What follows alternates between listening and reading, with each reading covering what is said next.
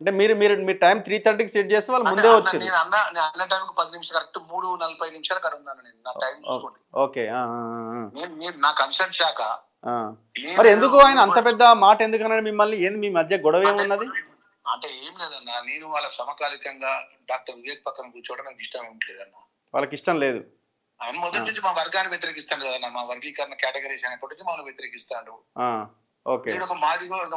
వర్గాన్ని నా పక్కన సమకాలికంగా కూర్చుంటాడు. వీళ్ళు లెక్కెంత నేను లేచిపోతా అంటుండే ఆయన.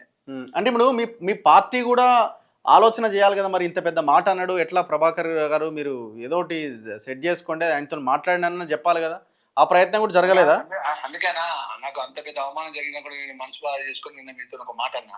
అన్నా అది నన్ను కాకపోవచ్చు అని ఒక మాట అన్నారు, లైవ్ లో అన్నారు. ఎందుకంటే ఎందుకు లైవ్ లో అంటన్నా, మనము ఒక పార్టీ జెండా కింద పనిచేసినప్పుడు పొరపాట్లు నాతో కూడా పొరపాట్లు జరుగుతాయన్నా. పొరపాటు సరి చేసుకోవచ్చు, సరి చేసుకుంటాడు కావచ్చు. ఆయన ఫోన్ చేసి అన్న ఫ్లో అంటే తప్పు తెలుసు, మనకున్న స్నేహితులతో మన ఒక జిల్లా వాళ్ళం బీసీను ఎస్సీని అన్న నేను మనసులో పెట్టుకోకు, నువ్వు దాని పెద్దగా నువ్వు ఆలోచించాల్సిన అవసరం లేదు నువ్వు అది అని చెప్పి ఆయన మనకు ఇష్టం వచ్చిన ఆయన ఒక మాట మాట్లాడతారు అనుకున్నా. ఆయన ఇప్పుడు 9:40 ఇప్పటి వరకు నాకు ఒక ఫోన్ కూడా చేయాలి. ఎవరు ఫోన్ చేసినా అంటున్నట్టు ఆయన అనలేదు అనుకున్నా. ఆయన అనలేదు. నేను మరి ఎవరిని అన్నారో చెప్పాలి కదా మరి.